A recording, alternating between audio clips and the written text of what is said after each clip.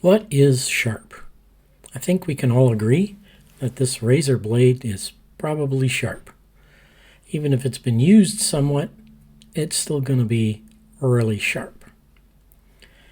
The question is, what makes sharp sharp? What you need is two planes have to come together perfectly to make a sharp edge.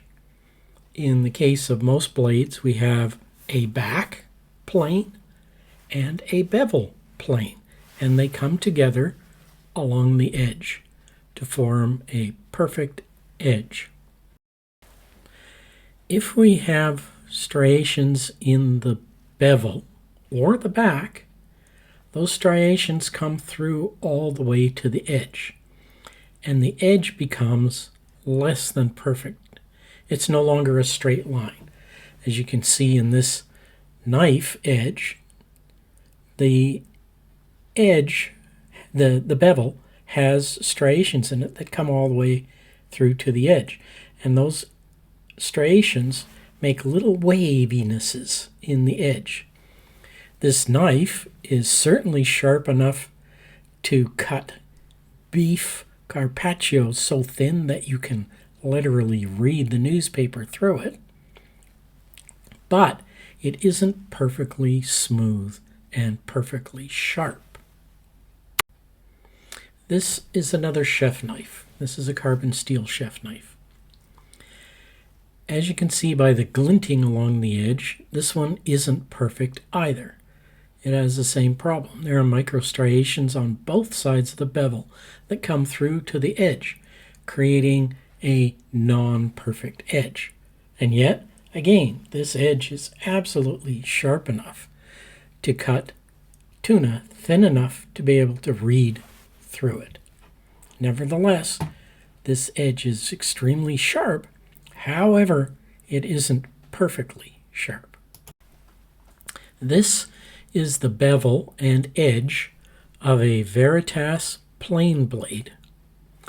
As you can see, this is hollow ground. Veritas sharpens their blades on a grinder, leaving these perfect, even scratches, striations that go all the way through the edge. And then they come along afterwards, and then they sharpen the blade. But because it's hollow ground, you can only get the very bottom of that bevel, where it meets the back, sharpened. As you can see from this, that blade is keen sharp. The blade is almost perfectly meeting the back all along the front. And this creates an extremely sharp, smooth blade, so that when you plane with this plane, you get perfectly smooth line. You get perfectly smooth, line-free surface. This is another Veritas plane blade. This one has been in my employ for 2 years. It's had an awful lot of sharpenings done to it.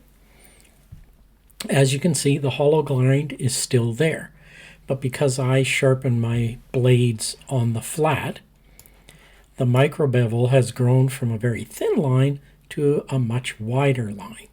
You can also see the irregularity in the hollow grind that Veritas put on here. It's not a perfect depth hollow grind. It's deeper towards the outside of the blade than it is towards the center. So the micro bevel has grown more towards the center than it has at the edge. But you can see that this blade is still perfectly meeting the bevel and the back, and has a wicked, wicked sharp line along the bottom of the edge there. This is what is meant by sharp, when the bevel meets the back perfectly. There are no striations coming through from the back or from the bevel, and the edge where the two planes meet is a perfect union. This creates an edge that is as sharp as it is possible for this material to be.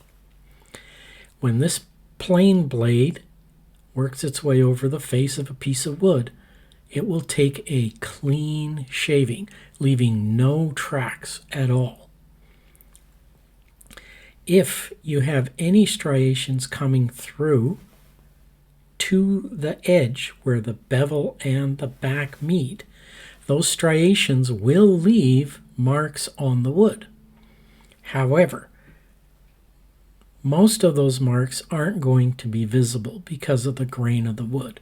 Only in very fine wood would you see striations that are present on this blade coming through onto the wood.